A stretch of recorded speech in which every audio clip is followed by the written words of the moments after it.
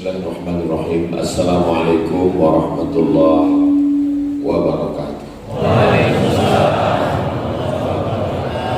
Alhamdulillah, Allahumma sholli ala sayyidina Muhammad wa ala ali sayyidina Muhammad. Yang sama kita hormati keluarga besar, pejabat, pegawai PT PN 4, bapak-bapak, ibu-ibu, jamaah fardu subuh, insyaallah semuanya dimuliakan Allah Subhanahu wa taala. Amin ya rabbal alamin.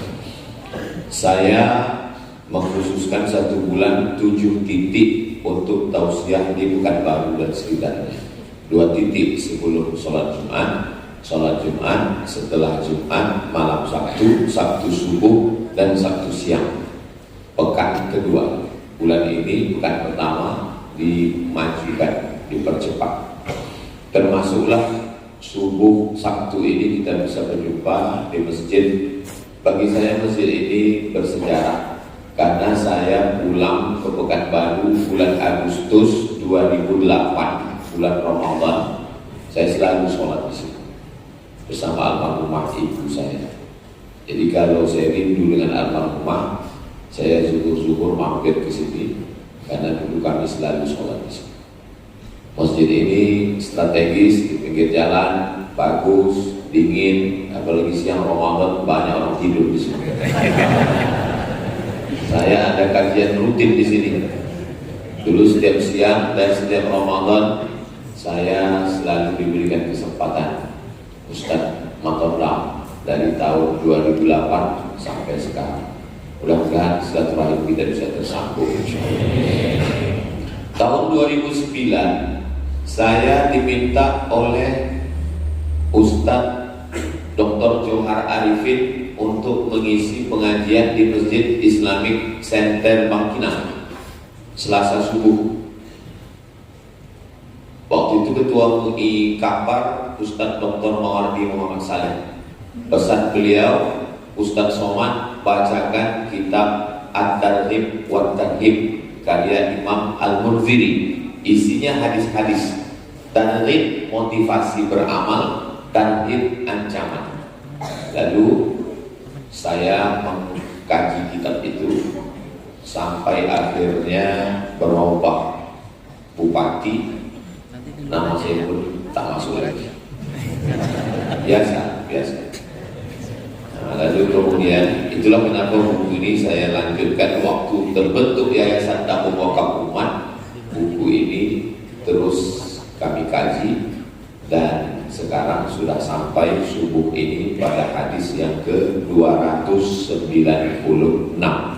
Nama kitabnya kalau mau dibeli atau di-download, At-Targhib wa Tarhib, ancaman dan motivasi. Nama penulisnya Imam Al-Munziri. Kitab aslinya terlalu tebal, 1000 halaman. Lalu datang Imam Al-Hafiz Ibnu Hajar Al-Asqalani, diringkas menjadi Mukhtasar At-Targhib wa Tarhib. Sekarang kita masuk hadis. Qala al-Imam Al-Hafiz Al-Munziri bisanadihi. Imam Al-Munziri dengan sanadnya meriwayatkan sampai kepada seorang laki-laki namanya Usamah bin Zaid. Usamah artinya singa. Jadi kalau ibu bapak ingin punya anak yang gagah perkasa, kasih dia nama Usamah. Nama anak saya Usamah, Ustadz Sani Ahmad Misbahi Ibadillah. Usamah bin Zaid. Nabi punya anak angkat namanya Zaid bin Harisah. Datang orang panggil dia Zaid bin Muhammad. Zaid anak Muhammad, Zaid anak Muhammad. Turun ayat. Maka Muhammadun aba ahadin min rijalikum. Muhammad bukan bapak kamu, walakin Rasulullah, dia adalah Rasul utusan Allah. Ud'uhum li abaihim, panggillah anak angkat itu kepada ayah kandungnya. Nah, jadi kalau ada bapak ibu mohon maaf punya anak adopsi, anak angkat, jangan dipakaikan di akte, di KTP-nya bin kita. Pakai bin asli bapak. Anak angkat saya ini Pak Ustaz tak tahu bapaknya, karena saya pulang sholat subuh dapat kardus depan rumah. Tak mungkin bin kardus. Nah, pakai bin Abdillah, anak hamba Allah. Abdullah Abdurrahman Asalnya Abdul Somad, anak hamba Allah. Tak boleh pakai bin nama kita, karena itu pemalsuan nasab. Nanti orang menyangka anak kita, tiba-tiba nanti pembagian harta warisan. Adopsi anak bagus, tapi ada 3 poin yang tidak bagus menurut Islam. Yang pertama, anak angkat dipakaikan nasab bin bapak angkat, tak boleh, haram. Apalagi anak perempuan, nanti diwadikan pula waktu nikahnya, waktu mati dapat warisan pula. Yang kedua, banyak bapak angkat menulis wasiat, semua hartaku untuk anak angkatku kalau aku mati. Adapun adik-adikku selok sendalmu pun jangan kalian kasih ke dia. Tak boleh. Maka ahli waris tetap mendapatkan. Kalau kita mau menyelamatkan anak angkat, kasih dia wasiat atau hibah. Beda hibah sama wasiat. Aku hibahkan tanah itu 2 hektar untuk anak angkat, langsung pindah nama. Tapi kalau wasiat, menunggu meninggal. Nah, makanya jangan senang dulu kalau dapat wasiat, karena itu tak langsung dapat, tunggu dia meninggal. Kalau yang menerima ini mati duluan, batal wasiat. Jadi kalau mau ada orang ngasih, Ustaz Somad, saya mau ngasih wasiat ini, hibah aja lah Pak. Saya khawatir pas dapat nanti. Yang ketiga yang berbahaya tentang masalah anak angkat ini adalah ketika anak angkat sudah menganggap macam ayah kandung, emak kandung, lalu di rumah dia membuka aurat. Kalau kebetulan anak angkat itu perempuan, maaf cakap, nampak betisnya, nampak lengannya, nampak rambutnya, padahal itu haram bagi ayah angkat. Tak boleh berdua-duaan dia di rumah. Banyak kasus berawal dari anak angkat, lama-lama jadi bini angkat. Ibu pun hati-hati. Kejahatan terjadi bukan karena ada niat dari pelakunya, tapi karena ada kesempatan. Ingat, yang di rumah itu buaya darat. Buaya ini bisa kita berkawan kalau lepas dia kenyang. Bisa. Kenapa dia patuh ke pawang? Karena disumbatkan 1 ekor ayam, kenyang dia. Kalau pas dia lapar, dimakannya juga itu. Nah, maka hati-hati, waspada. Nah, Nabi ini punya anak angkat namanya Zaid. Zaid bin Muhammad kata orang. Akhirnya panggil dia ayahnya. Maka Zaid bin Harithah. Zaid ini punya anak namanya Usamah. Usamah ini diangkat Nabi jadi panglima perang umur 18 tahun. Anak sekarang umur 18 tahun sibuk minta paket 43. Muhammad Al-Fatih jadi panglima perang menaklukkan Konstantinopel. 3 riwayat karena berbeda tahun lahir. Ada yang menyebut 19, ada yang menyebut 20, ada yang menyebut 21. Muhammad Al-Fatih jadi penakluk panglima perang 19, 20, 21. Usama bin Zaid jadi panglima perang 18. Sekarang ditanya anak-anak muda ini, berapa umur kau? 22. Apa yang sudah kau taklukkan? Hati dia. Nah, inilah yang meriwayatkan hadis ini namanya Usamah bin Zaid, cucu Nabi dari anak angkatnya Zaid bin Harithah radhiyallahu anhuma. Jadi kalau menyebut nama sahabat itu radhiyallahu anhu. Dulu kalau salat tarawih di sini, Al-Khalifatul Awwal Sayyiduna Abu Bakr As-Siddiq radhiyallahu anhu. Masih begitu lagi sama-sama. Karena sebagian masjid sudah tak boleh lagi bid'ah. Padahal itulah cara ulama Ahlus Sunnah untuk mempertahankan Ahlus Sunnah. Karena kalau tidak, Syiah melaknat semua sahabat. Abu Bakar laknat, Umar laknat. Makanya salah satu ciri masjid Ahlus Sunnah di kaligrafinya itu ada Abu Bakar, Umar, Utsman. Tak ada. Ada Utsman. Utsman. Abu Bakar. Untung ada. Tak ada, curiga juga kita di masjid. Begitulah cara ulama Ahlus Sunnah, ditulis nama Abu Bakar dan dilanturkan. Al-Khalifatul Tsani Sayyiduna Umar ibn al-Khattab radhiyallahu anhu. Karena Syiah punya doa namanya doa laknat melaknat sanamai Quraisy, melaknat dua berhala Quraisy. Yang dia maksud dua berhala Quraisy, Abu Bakar dan Umar. Abu Bakar dan Umar itu setiap selesai sholat subuh dilaknat, Allahumma la'an sanamai Quraisy. Mudah-mudahan Allah menyelamatkan beliau Indonesia dari Syiah. Radhiyallahu anhu. Qala, dia berkata, qala Rasulullah SAW, Nabi bersabda, man suni'a ilaihi ma'rufun, siapa yang dikasih kebaikan, siapa yang dibuatkan kebaikan. Saya subuh ini dibuatkan kebaikan. Subuh tadi disambut, sampai ke dalam dikasih teh, minum, makan kue. Jamaah belum, saya udah lama saya dibuat tadi. Siapa yang dibuatkan kebaikan, maka gimana cara membalasnya? Faqala li fa'ilihi, maka ucapkanlah pada orang yang berbuat baik kepada kita itu ucapannya, jazakallahu khairan. Jaza Allah, jaza balas, ka engkau, jazaka membalas engkau Allah. Cara menerjemahnya, Allah membalas kebaikan engkau khairan dengan kebaikan. Yang paling bagus dibalas yang sama. Siapa yang berbuat baik kepada kamu, balaslah. Kalau tidak sanggup membalas, doakanlah. Bagaimana cara mendoakannya?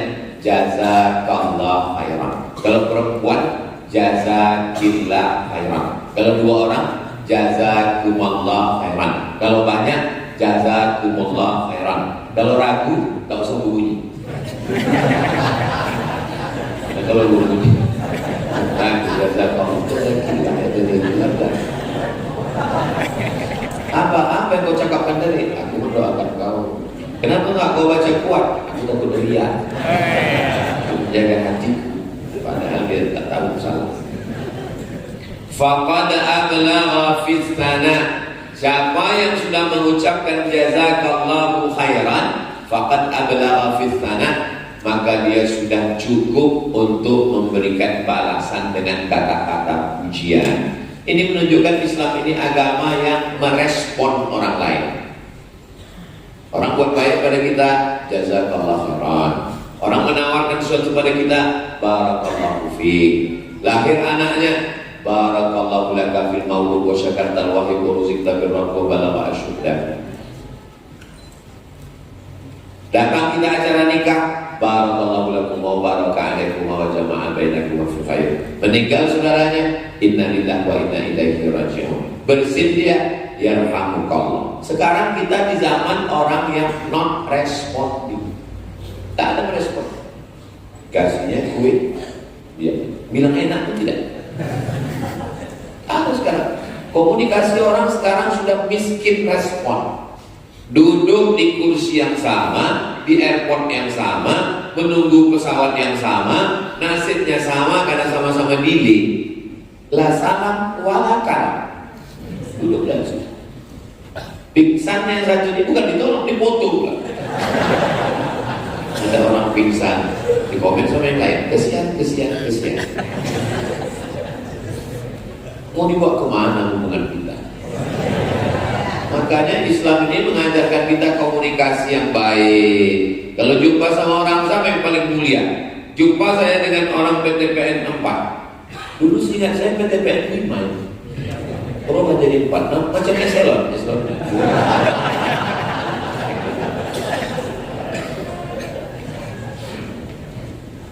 Jumpa yang paling mulia kalau berdua jumpa, man awwalu man yabda'u bisalam. Yang pertama kali mengucapkan salam, itulah orang paling mulia. Jadi kalau saya jumpa sama jamaah itu duluan mengucapkan salam. Dia lebih mulia di pandangan Allah. Assalamualaikum Ustaz. Oke, kalau saya jumpa sebelum dia salam, saya dulu Assalamualaikum. Waalaikumsalam. Kenapa? Karena banyak orang menganggap aku kan bos, aku kan pejabat, aku kan orang kaya. Ngapain duluan mengucapkan salam? Enak aja. Kalian yang mengucapkan salam ke saya. Dalam Islam, siapa yang merespon duluan? Macam mana waktu ketemu wajah cerah? La tahqiranna minal ma'rufi syai'an. Jangan sepelekan perbuatan baik. Antal fa'afaka biwajhin talqin. Jumpa dengan orang wajahnya cerah. Jangan jumpa sama orang muka ditekuk macam jeruk purut dipijak gajah. Hancur. Ketika jumpa bersalaman, ma'min muslimaini, dua orang muslim yang tabiani berjumpa wa yatasafahani berjabat tangan, illa ghufira lahuma, diampunkan Allah dosa mereka berdua malam yatafarraqa, sebelum berpisah. Tahadu tahabbu, saling berbagi hadiahlah kamu, maka kamu akan berkasih sayang. Berbagi hadiah, tak bisa ngasih hadiah, mengucapkan terima kasih, syukran, dibalas dengan afwan. Diberi sesuatu kebaikan, mampu membalas, balas. Tak bisa membalas, jazakallahu khairan. Jazakallahu khairan. Jaza, membalas. Ka, engkau. Allah, khairan, kebaikan. Semoga Allah membalas perbuatan baikmu ini dengan kebaikan. Ketika kita mendoakan saudara kita, Allah kirim malaikat. Apa kata malaikat? Amin walaka mithluh. Kabulkan doa orang ini, Allah membalas macam yang kau doakan untuk saudara. Ada 3 orang diundang ke istana raja. Datang raja, dikasih pulpen, pena. Kata yang satu, kok tahu begini gak datang aku tadi? Masa ke istana cuma dapat pulpen? Kata yang kedua, jadilah ada alat tulis daripada gak dapat sama sekali. Kata yang ketiga, aku bukan melihat penanya, yang kulihat adalah siapa yang memberi. Maka nanti ketika aku pergi ditanya orang, itu pena dari mana? Ini pena dari raja. Jadi kita kalau dikasih orang sesuatu, jangan kita tengok benda, kalau macam ini banyak di pasar pagi Aleka. Begitu lamanya kita berkawan, inilah yang bisa kau kasih. Tapi yang kita tengok adalah respon dia sudah berbuat baik kepada kita, maka kita doakan dia, jazakallahu khairan. Wa fi riwayatin, dalam riwayat lain. Ini menunjukkan bahwa satu hadis itu banyak riwayat. Riwayat ini, riwayat ini, riwayat ini. Tak bisa kita mengatakan hanya satu riwayat. Dalam riwayat lain, man uliya ma'rufan, siapa yang diberi perbuatan baik, au usdiya ilaihi ma'rufan, siapa yang diserahkan suatu perbuatan baik. Lafaznya berbeda, maknanya sama, intinya ada orang buat baik sama kita. Berbuat baik berpada-pada, berbuat buruk jangan sekali. Jangan sekali itu maksudnya jangan lakukan. Banyak anak-anak sekarang tak paham. Berbuat baik berpada-pada, berbuat buruk jangan sekali. Maksudnya kita ulang berkali-kali Pak Ustaz. Jangan sekali, maksudnya sekali pun jangan. Nahwahu atau seperti ini. Di mana hadis ini bisa kami dapatkan? Rawahu Tirmidzi.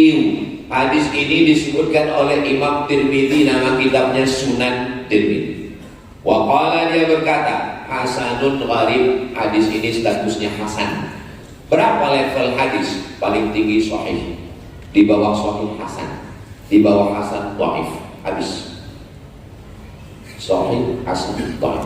Tapi kata adanya hadis maudhu. Hadis maudhu bukan hadis. Hadis maudhu itu hadis palsu. Contoh hadis palsu, al-bazinjan syifa'un min kulli da', terong obat dari segala macam penyakit. Itu hadis palsu. Siapa yang membuat tukang jual terong? Berlaku. Wa saqata min ba'din nusakh. Hadis ini tidak terdapat di sebagian naskah. Wa rawahu Tabrani. Hadis ini diriwayatkan Imam Tabrani. Nama kitabnya Al-Mu'jam Al-Kabir. Fis Shaghir, dalam kitab Mu'jam As-Shaghir 3. Al-Mu'jam Al-Kabir, Al-Mu'jam As-Shaghir, yang pertengahan Al-Mu'jam Al-Awsat. Mukhtasaran, secara ringkas, tidak panjang. Idza qala ar-rajul, kalau ada orang yang berkata, jazakallahu khairan, Allah membalas kebaikanmu, faqad ablagha fi tsana, maka dia sudah cukup dalam memberikan balasan pujian kata-kata. Bisa membalas dengan yang sama, bagus. Tak bisa balas yang sama, ucapan. Tak bisa ucapan, senyuman. Senyum pun tak bisa, mati aja lah. Masa serendah itu tak bisa kita membalas perbuatan kebaikan orang. Itu hadis 296. Saya menyampaikan hadisnya setengah jam, setengah 6 sampai jam 6. Dari jam 6 ke setengah 7 saya jawab beberapa pertanyaan yang masuk. Nanti pas setengah 7 kita sholat sunat isyraq 2 rakaat masing-masing. Usolli sunnatal isyraq raka'ataini lillahi. Waktu Bapak Ibu sedang sholat sunat isyraq, disitulah saya pulang diam-diam. Tak gitu Pak, saya pulang. Man sholat subha fi jama'atin, siapa yang sholat subuh berjamaah, summa qa'ada yadhkurullah, duduk berzikir niat Allah, majlis. Kabarnya pengajian subuh Ahad di masjid ini dulu sudah terlaksana karena satu dan lain hal off. Mudah-mudahan subuh Ahad nanti berlanjut lagi insyaallah. Karena masjid ini strategis di tengah kota, jalannya bagus, tempat parkir ada, mubazir kalau tidak dimanfaatkan. Undang ustaz-ustaz kita dekat dari kantor MDI 1000 ustaz, mintakan Ahad subuh. Karena masyarakat ini kalau tidak dikawal dengan pengajian ini, semua pergi ke Car Free Day bercelana pendek. Lari 2 kali putar, makan 3 mangkuk. Kau tahu Pak Ustaz, saya berjalan juga di situ. Hadis 297. Wa anil Ash'ath, dari sahabat Nabi namanya Ash'ath bin Qais radhiyallahu anhu, Allah meridhai dia. Qala, dia berkata, qala Rasulullah SAW, Nabi bersabda, inna ashkaran nasi lillah, orang yang paling bersyukur kepada Allah di antara kita yang ramai, siapa orang yang paling bersyukur kepada Allah? Tabaraka ta'ala, ashkaruhum linnas, orang yang pandai berterima kasih kepada manusia. Siapa yang paling pandai berterima kasih kepada manusia, itulah orang yang paling bersyukur kepada Allah. Sekarang banyak orang tak tahu berterima kasih. Dikasih hati minta, banyak juga yang mengalami. Macam membesarkan anak buah ya Pak Ustaz, udah besar kita dimakannya. Tak pandai membalas budi, kacang lupa kulitnya. Karena memang sekarang kacang tak berkulit, berbungkus. Begitulah sekarang. Banyak orang berkata di zaman sekarang, kalau berbuat baik, siap-siap macam melepaskan anjing terjepit. Sudah lepas, kita kena gigit. Aku Pak Ustaz, obat aku berbuat baik. Ada saya jumpa orang. Orang biasanya tobat narkoba, tobat zina, dia tak aku tobat berbuat baik Pak Ustaz.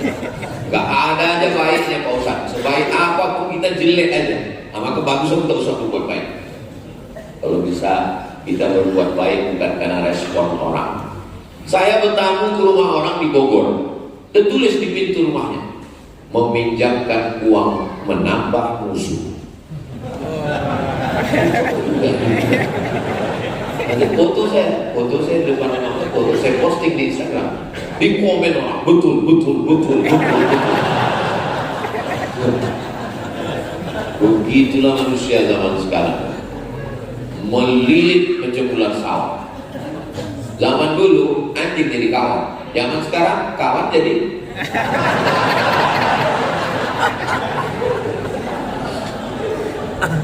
siapa orang yang paling bersyukur kepada Allah? Bukan orang yang mengatakan alhamdulillah, alhamdulillah, alhamdulillah, alhamdulillah. Bukan itu orang yang paling bersyukur. Orang yang pandai berterima kasih kepada manusia. Aku terima kasih banyak ya Pak, terima kasih banyak. Inilah orang yang paling bersyukur kepada Allah. Kalau kita banyak terima kasih kepada manusia. Gimana cara kita berterima kasih? Ya, macam mana cara berterima kasih? Lain padang, lain belakang, lain lubuk, lain ikatnya, lain adat, lain tradisinya. Macam-macam tradisi orang. Kami mau mengucapkan terima kasih sama Pak Ustaz, kata mereka. Lain daerah itu lain cara dia mengungkapkan terima kasihnya. Pergi saya ke Aceh. Di Aceh itu cara orang Aceh berterima kasih karena Ustaz sudah mau datang. Dibuat acara, didudukkan saya di pelaminan. Saya sangka mau akad lagi. Habis itu diambil mereka daun-daun kayu diikat, diambilkan, dicucukkan, disiramkan, namanya pesejuk. Duduk ya Ustaz, kami mau buat pesejuk dulu. Nah dulu saya siramkan mereka. Oh begini cara orang Aceh berterima kasih. Ada pulut kuning. Semua yang salaman itu menyuapkan pulut. Hujan memang. Oh begitu cara. Nah, di Pulau Sumatera ini, habis dari Aceh turun ke bumi Minangkabau, lain pula cara orang Minang ini menyambut. Sambut saya teng teng teng teng teng teng teng teng teng teng. Kosong tadi sih. Rupanya gulanya di dalam. Ustadz Abdul Somad tipe Kabumi Minangkabau bukanlah Ustadz luanan diundang. Inyo adalah anak kemanakan awak nan dirantau pulang kembali ibarat air lawi nan suri kadare. Nyo pulang balik ke pantai ke Tampek nenek mamanya. Disambut dibawakan orang tua tembak sirih. Ke saya duluan, saya ambil sirih dari satu, saya punya. Baru berbisi Pak Bupati, Pak Ustadz sikit aja disuruh. Ada sempat masuk. Oh begitu cara orang Minangkabau. Terbang ke Kalimantan, sampai di Kalimantan dibisikkan panitia, Ustadz nanti turun Ustadz dari airport itu dikasih orang kepala panjang. Terus Ustadz lepaskan ke tebu hitam, nanti dipasang orang ke tebu hitam, Ustadz potong, baru Ustadz bisa lewat. Wah, kalau sempat tak putus tuh. Sakitnya tak seberapa, majunya ini. Keluar berita, Ustadz Somad tak bisa memotong tebu. Hilang harga diri kita kan. Mesti putus. Gitu. Tebas Ustadz. Oh, putus. Oh, begitu cara. Terbang ke Papua, sampai di Sorong. Sampai di Papua, lain pula cara saudara kita di Papua itu membalas. Sampai di airport Papua, dikasih mereka piring sebesar ini gambar burung kasuari. Apa ini Pak? Injakkan kaki Ustaz di situ. Oh, dipijak piringnya. Itu. Habis itu dibawa pulang. Ada piringnya di rumah. Tinggal bapak itu. Ada saya sangkutkan. Dipasangkan topi burung kepala di atas kepala. Begitulah cara suku di Indonesia ini unik. Bahasanya beda, cara berterima kasihnya beda, luar biasa. Nah, jadi kekayaan dan kita bersatu dalam Bhinneka Tunggal Ika. Jadi bagaimana cara berterima kasih, bersyukur, nah, itu lain daerah lain. Kalau di tempat kita orang pulang haji, orang rumah baru, orang mau nikah, ada namanya tepung tawar di lembaga adat Melayu. Itu juga sebagai ungkapan cara berterima kasih kepada keluarga, kepada saudara. Intinya, substansinya adalah menyambung tadi silaturahmi. Hadis yang terakhir, wa fi riwayatin, dalam riwayat, la yashkurullah, orang tidak dianggap bersyukur kepada Allah, man la yashkurun nas, kalau dia tidak berterima kasih kepada manusia. Kalau ada nampak ada orang sholat tahajudnya rajin, zikirnya banyak, atam Quran, tapi tak pandai berterima kasih kepada manusia, dia tidak dianggap bersyukur, berterima kasih kepada Allah. Maka kita ini, kalau ada orang bisa emas bawa berlayar masak sebiji dalam peti, hutang emas dapat dibayar, hutang budi di bawah, hutang budi di bawah mati. Ingat-ingat budi baik orang sama kita. Supaya apa? Supaya kita tidak dianggap sebagai orang yang kufur, ingkar kepada Allah SWT. Hadis ini rawahu Ahmad, diriwayatkan oleh Imam Ahmad. Kalau disebut dalam hadis Ahmad, itu maksudnya Imam Ahmad bin Hanbal, imam yang keempat. Pertama Hanafi, kedua Maliki, tiga Syafi'i, empat Hanbali. Namanya Ahmad. Jangan nanti ditanya orang Ahmad mana? Pak Ahmad Rohul bukan? Ingat kan ada Bang Ustadz Azhar. Itu hebatnya musik PTP ini. Ada penanda habis waktunya.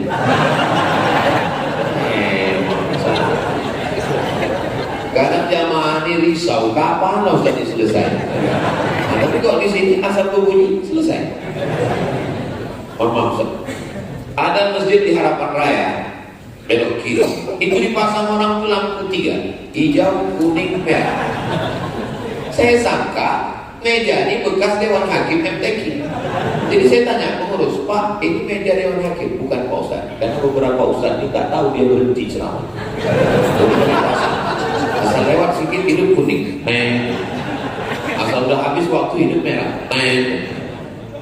pas saya di situ tak hidup. Pertanyaan apa gak pernah hidup kan? Segan kan sama saya. Saya juga segan. Alhamdulillah. Sebagaimana janji saya sampai jam 6 lewat 5. Nah, sekarang saya jawab beberapa pertanyaan ini. Saya di mana-mana bertanya itu memang saya minta pakai kertas. Kenapa? Karena banyak orang mendapat mikrofon ini, dia pula ceramah jadinya. Tahu kemana-mana cerita. Yang kedua, kalau dapat saya pertanyaan begini, pas nampak saya yang agak-agak sulit, saya lewatkan. Jadi tak nampak bodoh saya. Tips juga itu. Makanya banyak orang, Ustaz Somad itu hebat sekali gitu. Setiap pertanyaan itu dia tak tahu yang tak bisa saya. Ini rahasia ini saya buka cuma di PTP. Tempat lain mana saya buka kan kelemahan saya kan. Nah sekarang kita jawab pertanyaan-pertanyaan.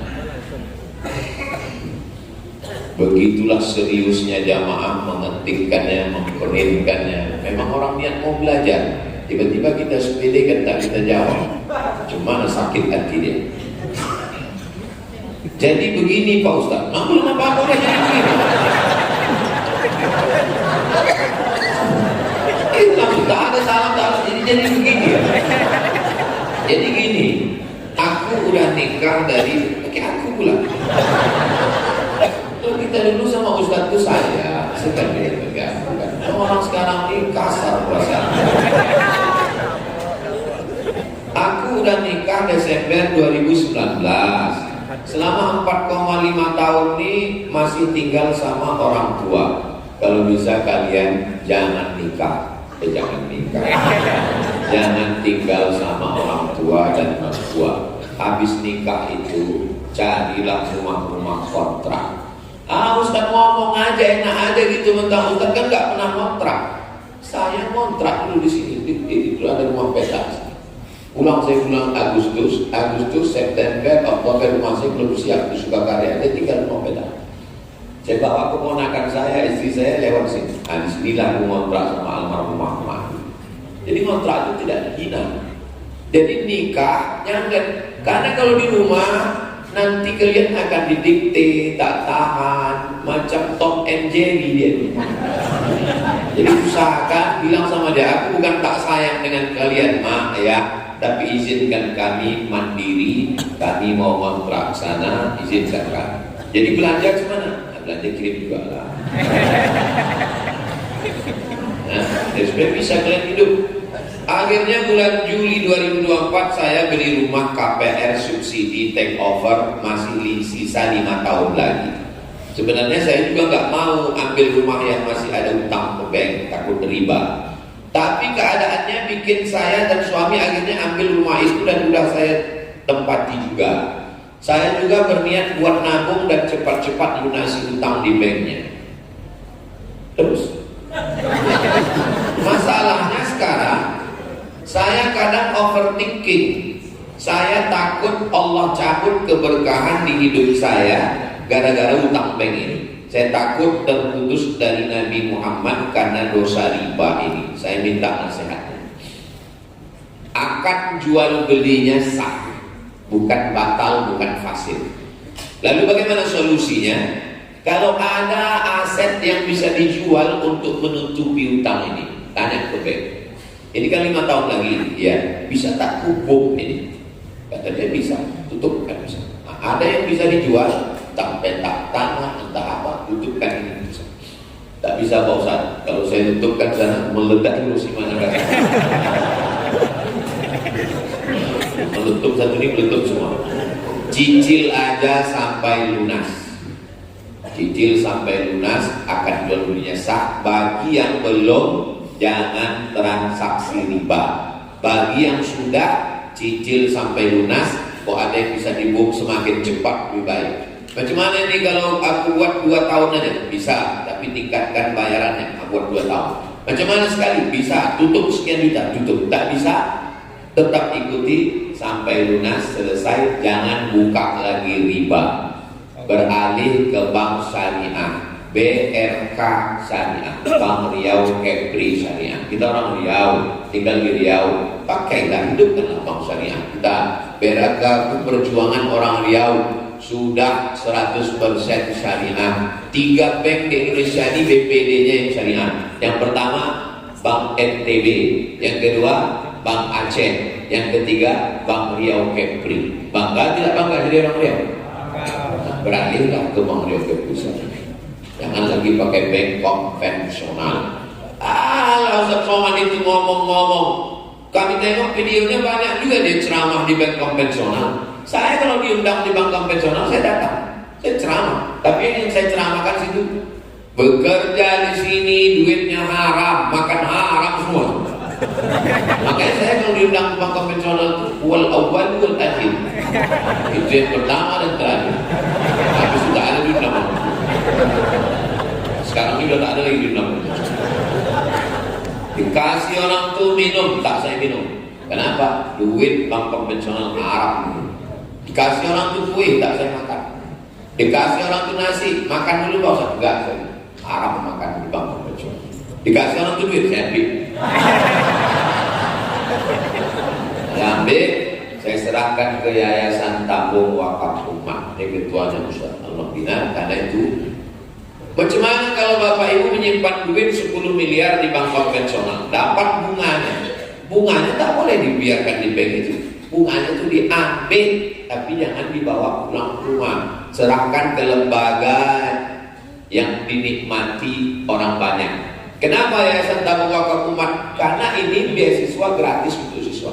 Dikasih. Tapi kalau mau ngasihkan duit riba begitu atau duit sogok pilkada kemarin, kasihkan aja. Bilang sama Ustaz Anom, ini ada duit. Dah, jangan pula begini Ustaz Anom, ini ada beberapa duit haram ini. Kasihkan aja. Dah. Ini begini Ustaz Anom, kalau Yayasan Tabung Wakaf Umat juga kedatangan kami ini ada beberapa duit haram. Ini yang dari calon bupati kemarin. Dari calon gubernur, ini yang pilkada, kasihkan aja semua. Kita punya menerima, tak usah pula tanya-tanya. Ini hal yang mahal. Assalamualaikum Ustaz. Waalaikumsalam. Barangkali admin tahu atau tolong tanyakan ke Ustaz Abdul Somad di mana tempat hijrah beliau di akhir zaman sebelum terjadinya Dufan. Tidak ada ditanya orang.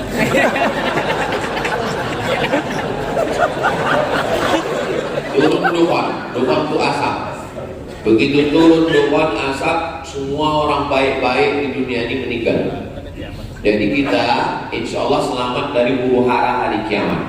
Karena sebelum salam Sahih Muslim 5. Allahumma inni a'udzubika min adzabi jahannam wa min adzabil qabri wa min fitnatil mahya. Selamat. Wa min fitnah wal mamat wa min syarri fitnatil masiihid dajjal. Jadi kita insya Allah kalau beriman beramal soleh tak merasakan huru hara hari kiamat. Kita sudah waktu turun awan dingin itu kita mati semua. Terus husnul khatimah semua. Ustaz mau hijrah kemana? Saya tetap sih. Saya tetap di Rimbo Panjang, tidak akan hijrah kemana-mana sampai mati saya. Waktu saya lulus PNS dosen 2008 bulan November, lulus saya dosen. Di tahun yang sama saya diterima di KUPUS, College University Perguruan Agama Bandar Seri Begawan, Brunei Darussalam. Saya tanya, Mak, aku dua pilihan. Aku jadi dosen di UIN atau aku jadi dosen di Brunei. Apa kata Mak? Hujan emas di negeri orang, hujan batu di negeri kita, lebih bagus lagi di kampung kita. Kau tetap di Riau, memang betul batu terus. Kan jalan.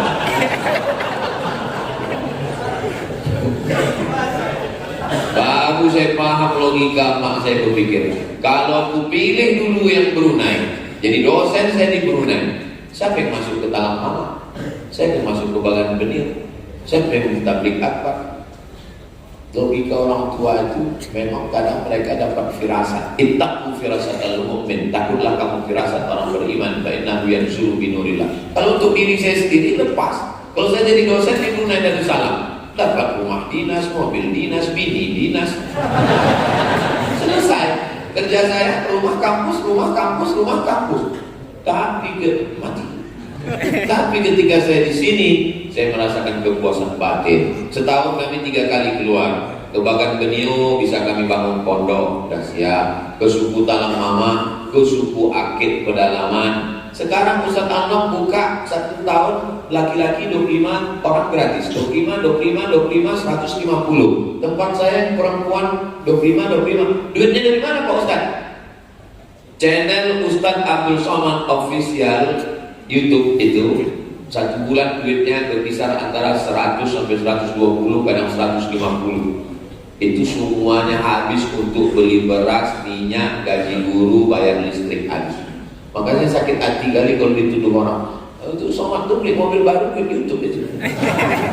Dari mana kau tahu? Dengar bunyi knalpotnya tuk. Suruhkan aja munculnya dari mana.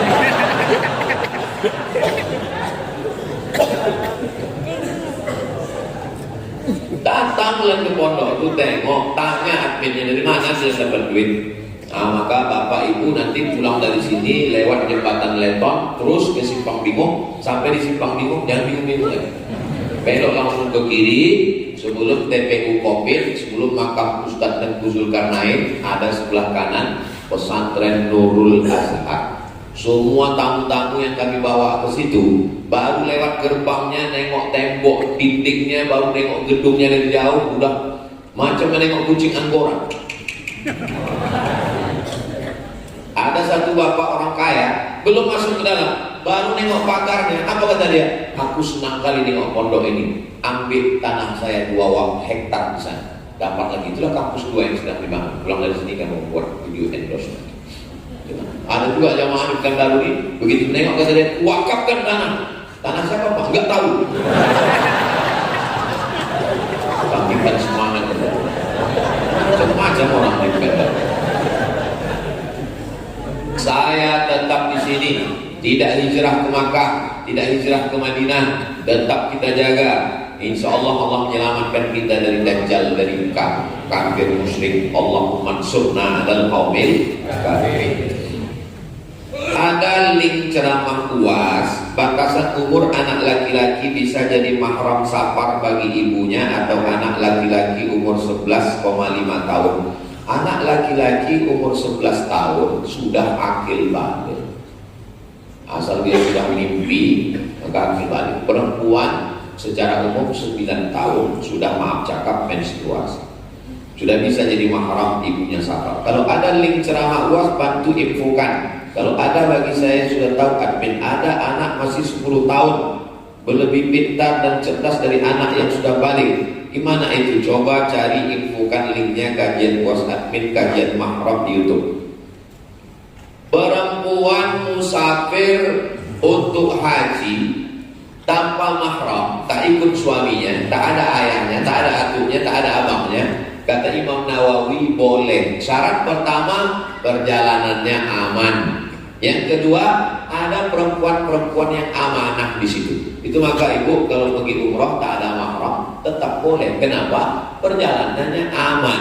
Beda zaman dulu naik onta dari Makkah ke Madinah, takut perampok di tengah jalan. Mesti ada suami, mesti ada abang, adik, ayah, pakcik, atuk. Kalau tak ada, siapa yang menolong dia? Dia mau pergi ke toilet ke balik-balik bukit, siapa yang menemani? Zaman sekarang ada security, ada polisi, aman, tidak ada fitnah. Tapi perempuan-perempuan yang bekerja di kantor, jaga kehormatan suami. Ustadz Somad, istri saya ini dilarikan kepala dinas. Kenapa bisa begitu Pak? Mereka keluar kota, saya yang mengantar ke airport. Saya bilang sama Pak Kepala Dinas nih, ku titipkan istriku ya Pak. Betul-betul dijaganya Pak Ustadz. Kenapa kau latah? Kalaupun terpaksa ibu harus keluar kota, jangan dengan laki-laki yang tak mahram. Perempuan bekerja, masuk kantor, berangkat jam 7 pagi, masuk kantor jam 8, pulang jam 4 sore, sampai rumah jam 5, macet sampai jam 6, azan maghrib, sholat isya, makan. Sama suaminya cuma 3 jam, 9, 10, 11. Sama laki sendiri 3 jam, sama laki orang 10 jam. Akhirnya apa kata orang barat? Witing trisno jalarak suka kulino. Cinta tumbuh karena sering bersama. Berawal dari tukaran nomor, merasa nyaman, akhirnya terjadilah apa yang terjadi. Tapi kalau ditegur Ustaz, kenapa kau berdua-duaan makan siang di jalan? Udah macam abang saya, udah macam pakcik saya, udah macam berawal dari macam, berakhir dengan macam-macam. Waspada. Saya seorang wanita pekerja, umur saya 40 tahun. Dulu pernah terpikir untuk menikah sambil kerja.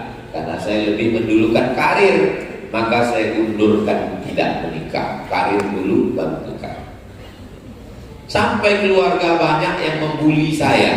Namun sampai sekarang kecil rasanya hati untuk menikah. Pertanyaan saya, apa saya berdosa atau apa solusinya? Nikah ini tak usah panjang-panjang pikir. Mau dia mau, kita jadi lagi. Jangan sampai cinta kelapa, kita cinta orang tak apa-apa. Dari mana datangnya cinta? Dari Facebook turun ke WA. Dari mana datangnya kecewa? Waktu jumpa mukanya beda.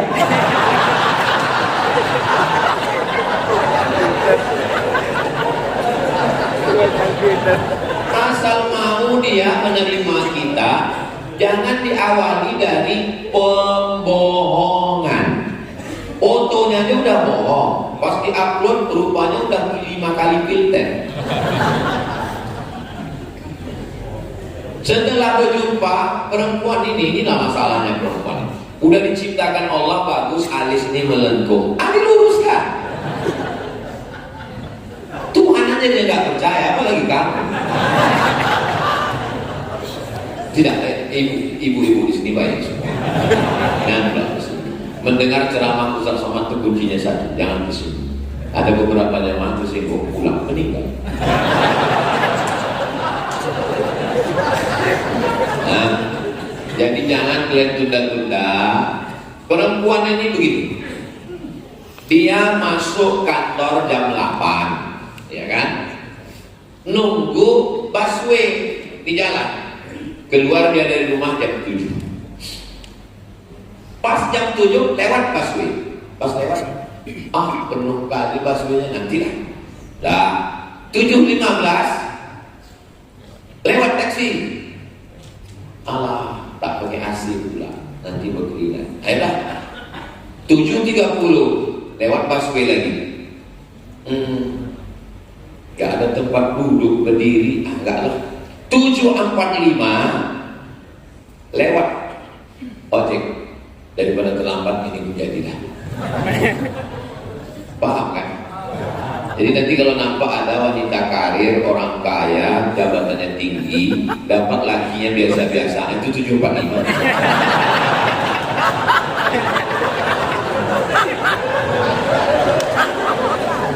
Jangan banyak pilih. Pilih-pilih tubuh dan pilih bokol. Terlambat ketawa ini.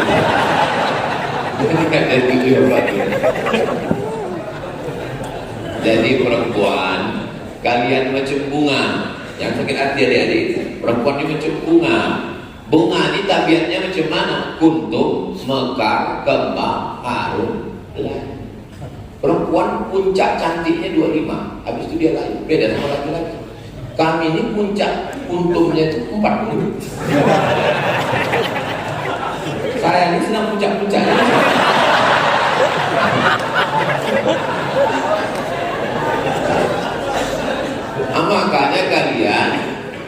pilih-pilih, anak tilap, karir dulu lah, S2 dulu lah, S3 dulu lah. Pala selesai ditengok muka. Tuh. Akhirnya kemana? Akhirnya pergi ke klinik kecantikan. Suntik ini naik, suntik ini naik, suntik ini naik, suntik ini naik. 2 bulan turun. Asal mau dia nikah, udah. Apalagi yang mau dicari hidup ini?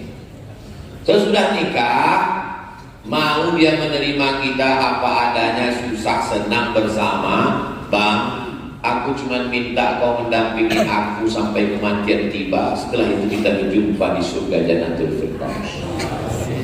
So sweet aja.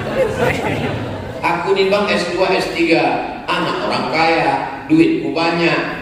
Jangankan gajiku, nyawa aku kasihkan ke aku. Ambil. Tapi kalau kau macam-macam, satu kesalahanku dalam hidup ini bang, apa dia? Mencintai.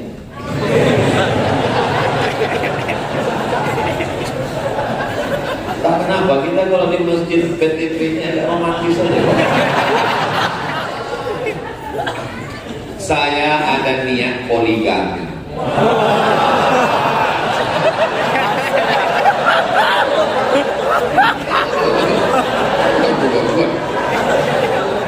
Tapi takut sama istri. Apa hukumnya takut sama istri?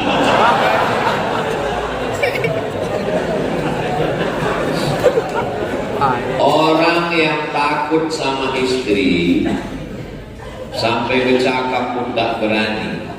Jadi kawan saya bertamulah ke rumah. Kawan-kawan kami juga bertamu. Mohon maaf ya, mohon maaf. Dinaikkan ya kakinya waktu di rumah kawan itu dinaikkan. Biasalah kita berkawan kan. Yang main foto ya. Dan langsung datang kawan dia bilang, takut nampak bini. Takut nampak bini, tak boleh tamu itu menaikkan kaki kan. Laki-laki yang terlalu takut sama bini itu nanti kalau meninggal dia tak kena azab kubur. Karena pas mau diazab malaikat, kata malaikat, yang ini nggak usah kita azab kan.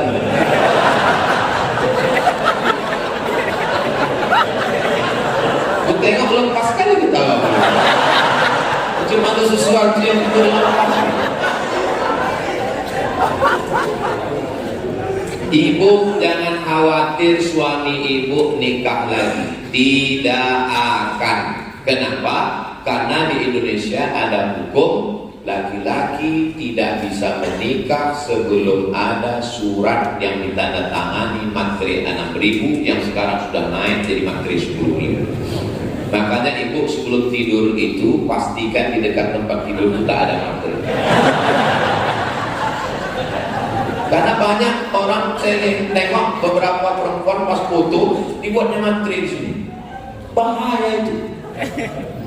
Materai sama pulpen sama kertas jangan sampai ada. Takutnya tanda tanganinya.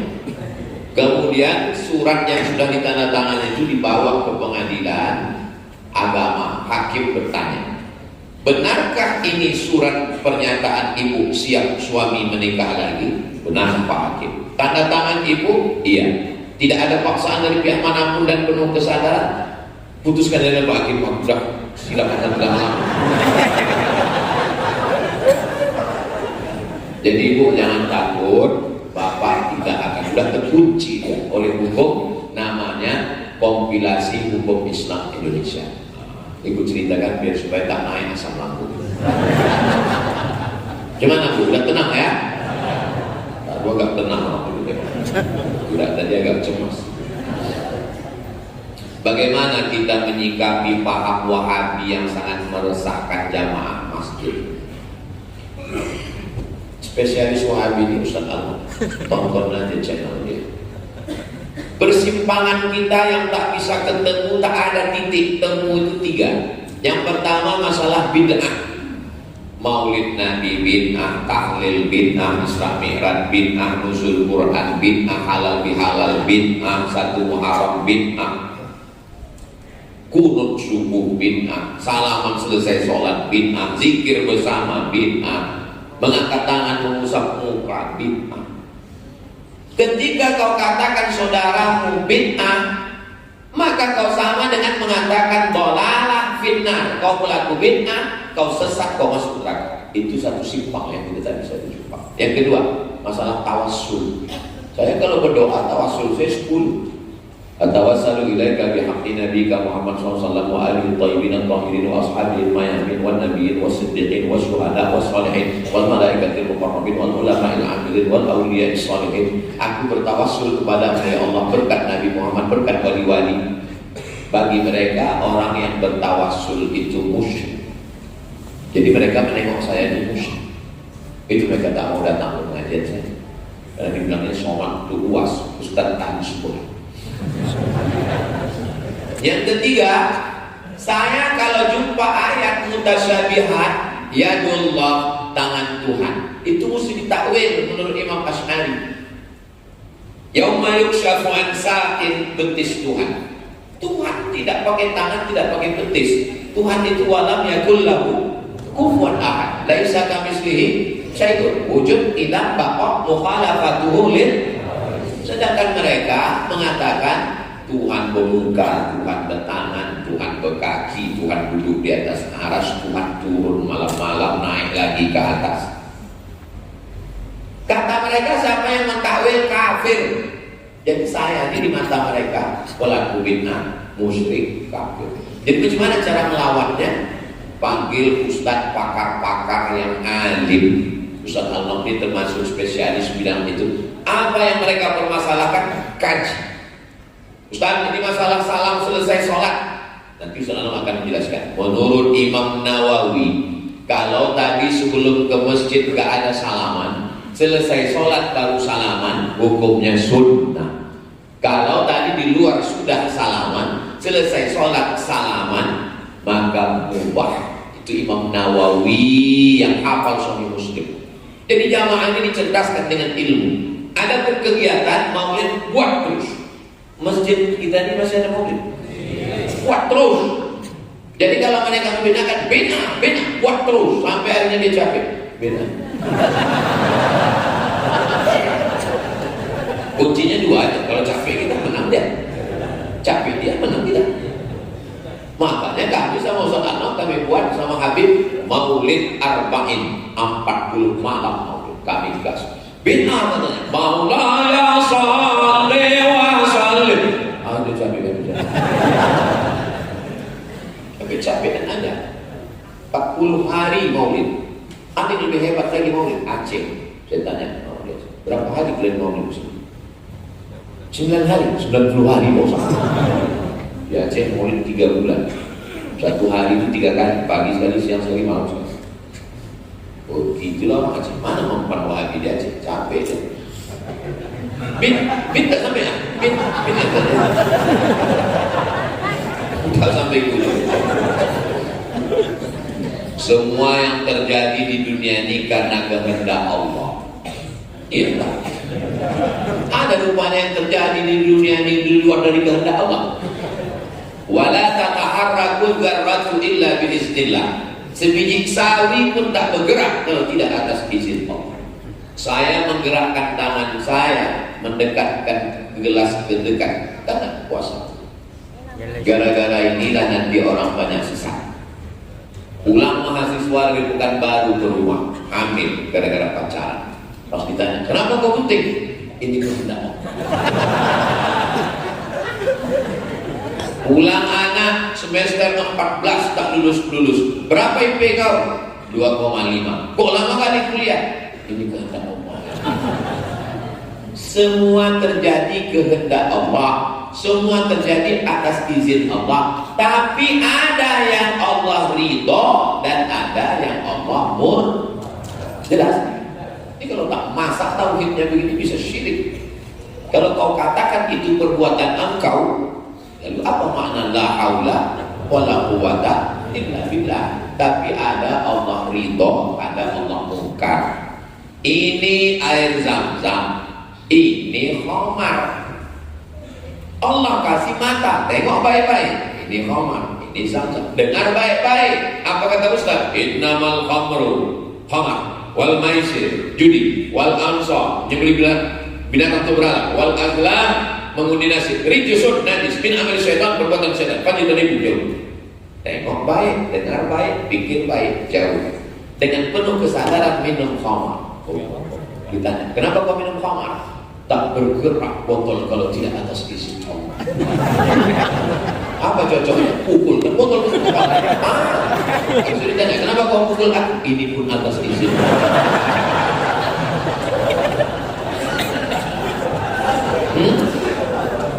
Jelas?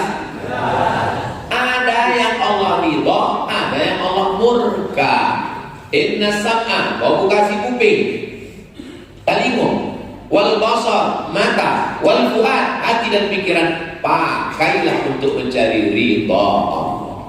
Jangan minta surga, karena kalau minta surga cuma dapat surga, tapi kalau minta ridha Allah semua dapat. Makanya doa kita, Allahumma inna nas'aluka ridha. Mudah-mudahan kita semua mendapat ridha. Semua bilang amin. Ada satu ibu diam aja. Ibu kok diam? Aku udah dapat ridha. Rupanya nama suaminya Pak Ridho.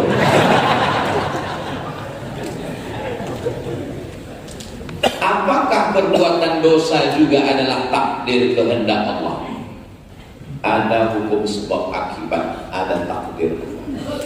Kecicilan, tinggalkan kunci motor di motor, gasnya hidup, berbunyi di depan toko, masuk ke dalam, pulang hilang.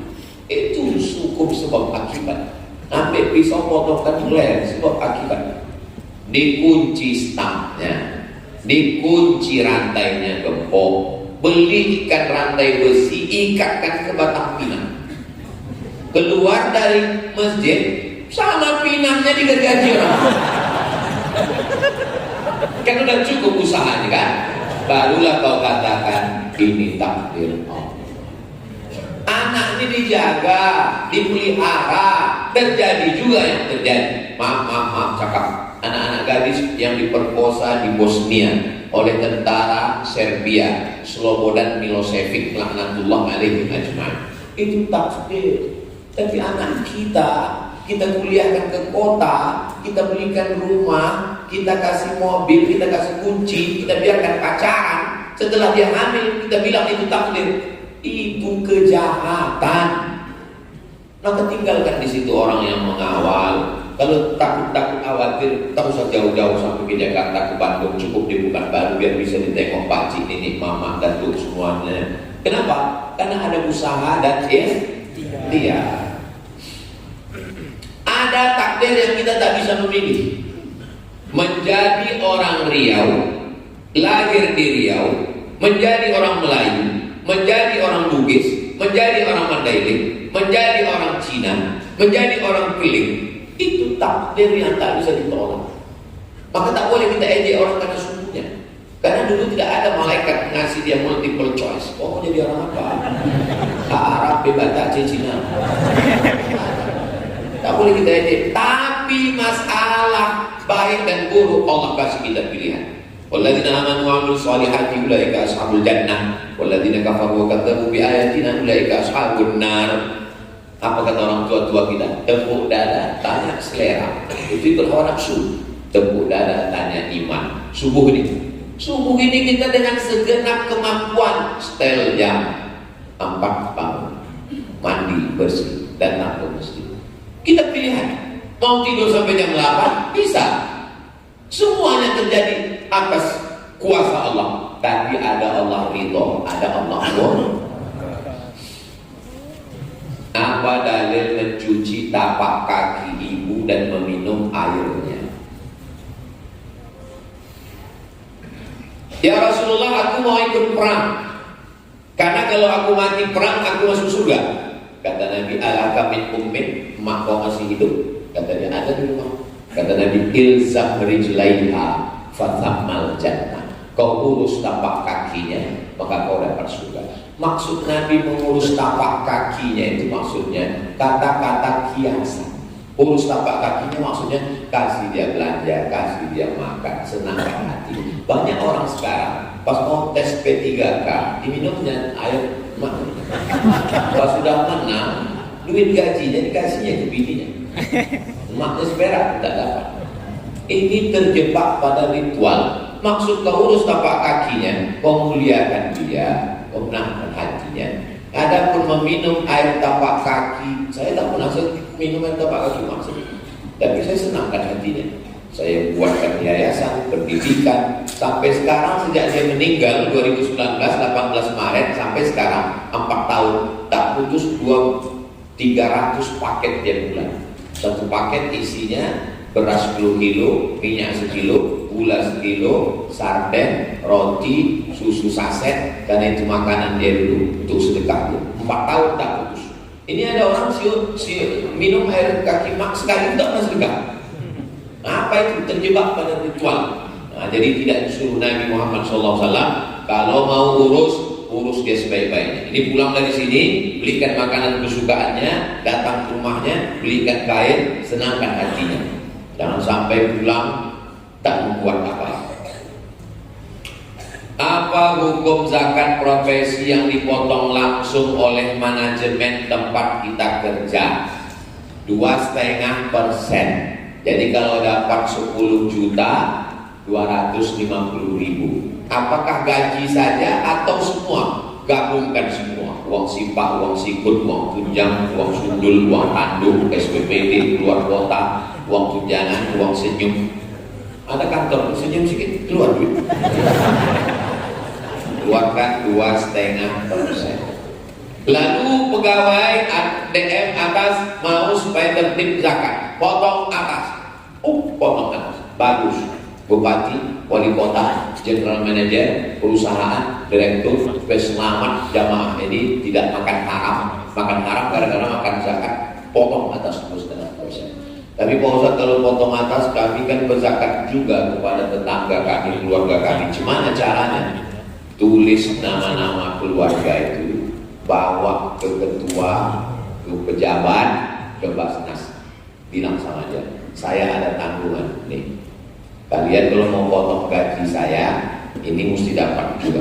Karena waktu saya sosialisasi di Kabupaten Kampar, ada satu pegawai bilang, saya nggak mau bayar. Karena kalau saya bayar, siapa yang nanti dapat tetangga saya, keluarga saya? Lalu datang Pak Ketua Basnas nanya, berapa kau kasih tetanggamu itu? Sebulan saya kasih 100.000, serahkan ke kami, saya kasih 500. Nah iya Pak, gitu ya. Nah, jadi lapor ke Basnas. UPZ, Unit Pengumpulan Zakat. Jadi PTPN 4 buka UPZ, datangi Ustadz yang ada di Basnas Provinsi, buka unit, nanti kumpulkan, serahkan ke Basnas, nanti Basnas akan membalikkan lagi sesuai keperluan. Nah, jadi bahwa kita di PTPN ini ada keluarga, ada jiran, ada kawan, ada sahabat, tidak ada sekian orang. Nanti duit yang balik itu bisa lebih besar daripada yang diserahkan ke sana. Kenapa? Karena di Basnas Provinsi itu, di Basnas Kabupaten dikumpulkan semua dari personal, perusahaan, BUMD, PT, kumpulkan semua baru disebarkan lagi. Karena zakat ini kalau sendiri-sendiri macam satu batang lidi, tapi kalau banyak dia macam satu sapu lidi. Satu batang lidi apa yang bisa dibuat? Membuang botol patah. Tapi kalau sapu lidi, pencuri mati. Terakhir kertas. Apa dia Ustaz? Awal dibalik. Untuk mendapatkan pahala sholat berjamaah 27 derajat, apa syaratnya Pak Ustaz? Sholatul jamaati tafdulu sholatal fardhi bi 27 derajat. Sholat berjamaah lebih utama daripada sholat sendirian 27 derajat. Datang ke masjid, ikut sama imam sholat berjamaah dari takbiratul ihram sampai salam, maka dapat 27 derajat. Istiqomah selama setahun berarti dapat tambahan umur 27 tahun. Hitungnya jangan satu sholat. Istiqomah sholat berjamaah di PTPN 4 ini selama 1 tahun berarti bertambah pahalanya 27 tahun. Jadi kalau ada yang istiqomah di sini 10 tahun berarti umurnya bertambah 270 tahun. Inilah yang menjawab kenapa umur kita pendek, sedangkan umur umat Nabi sebelumnya panjang. Umur Nabi Nuh 950 tahun. 950 tahun, bayangkan. Berapa kali ikut pilkada itu? Apakah umur kita bisa melewati itu? Bisa. Dengan cara apa? Kelipatan amal. Nah, itu makanya kalau mau istiqomah, apa bisa orang istiqomah sholat berjamaah 10 tahun? Saya pergi ke Palembang, meresmikan masjid, datang Habib Mahdi Ustaz Somad, tengok itu ya, itu bapak itu tak tinggal sholat berjamaah 40 tahun, 270 kalah dengan umat Nabi. Jadi kalau ada yang mengatakan umur kita pendek, amal kita pendek, tidak, amal kita lebih banyak daripada amal umat Nabi sebelumnya, karena kelipatan yang diberikan oleh Allah kepada khusus umat Nabi Muhammad Sallallahu Alaihi Wasallam. Termasuklah subuh ini, sholat subuh berjamaah, duduk berzikir dengan Allah sampai terbit matahari, sholat sunat isyraq 2 rakaat, dapat pahala macam haji dan umrah. Hadisnya sahih atau tak sahih Pak Ustaz? Hadisnya ada dalam Sunan Tirmidzi, hadisun hasan. Maka kita sholat sunat isyraq, usolli sunnatal isyraq, pakai pak. Kalau pakai kap isyraq syirik, nauzubillah. Usolli sunnatal isyraq raka'ataini lillah ta'ala. Ayatnya Pak Ustaz? Ya, ayat yang lama itu juga lah, Allah apa lagi. Macam hafal Quran aja bisa waktu tak bisa kulhu habis itu Quran falak. Saya Pak Ustaz kulhu itu cuma bisa kulhu pertama, kulhu juga kedua. Boleh baca ayat sunnah, habis itu doa kepada Allah, minta rezeki, minta keluarga sakinah, minta sholat, minta. Saya nih Pak Ustaz, tolong doakan Pak Ustaz. Mau minta apa? Saya belum punya anak Pak Ustaz. Umur berapa? Udah 40 tahun. Kenapa belum punya anak? Belum berbini. Berbini dulu. Al-hadirin niat untuk niat yang baik-baik ini semuanya. Al-Fatihah. A'udzubillahi minasyaitonirrajim. Bismillahirrahmanirrahim. Alhamdulillahirabbil alamin. Ar-Rahmanir-Rahim, Maliki yaumiddin. Iyyaka na'budu wa iyyaka nasta'in. Ihdinas siratal mustaqim. Shiratal ladzina an'amta 'alaihim ghairil maghdubi 'alaihim waladdallin. Amin. Allahumma shalli 'ala sayyidina Muhammad wa 'ala ali sayyidina Muhammad. Assalamu alayka ya Rasulullah. La tada'lana dzamban illa ghafartah. Pulang kami dari majelis ilmu ini dalam keadaan bersih dari dosa-dosa. Wala dainan illa qadaitah. Tolong kami lepas dari hutang-piutang riba. Wala maridan illa syafaitah. Ada di antara kami yang sakit, angkat penyakitnya, sehatkan ya Allah. Wala mayyitan illa rahimtah. Yang sudah meninggal dunia, lapangkan kuburnya. Wala aibat illa satartah. Segala aib cacat kami tutupilah ya Allah. Wala musafiran illa wasaltah. Yang musafir sampaikan ke tujuan dengan selamat. Wala mumtahinan illa najahta. Yang ujian luluskan dengan nilai terbaik. Wala hajatan min hawaiji dunia. Wala azibat illa zawajatah. Yang belum menikah, jumpakan dengan jodoh yang baik-baik. Wala raghiban illa ajabtah. Yang belum ada anak keturunan, berikan keturunan yang soleh dan solehah, menghafal Quran, mujahid fisabilillah. Wala hajatan min hawaiji dunia wal akhirati la tarida wala nafiha salah. Segala hajat dunia, hajat akhirat baik bagi kami dan engkau ridha, maka tunaikanlah ya Allah. Rabbana fir lana dzunubana wa liwalidayna warhamhuma kama rabbayana shaghira.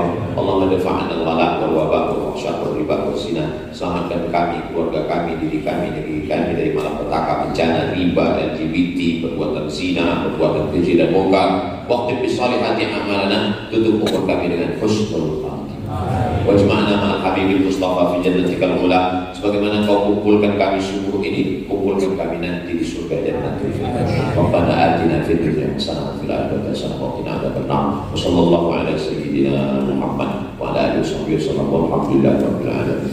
Taqabbalallahu minkum minna minkum taqabbal ya karim. Banyak kata-kata saya menyinggung perasaan tak berkenan di hati Bapak Ibu, saya mohon maaf. Saya tutup dengan pantun penutup, menangkap puyuh di Bukit Selasih. Thank you dan terima kasih.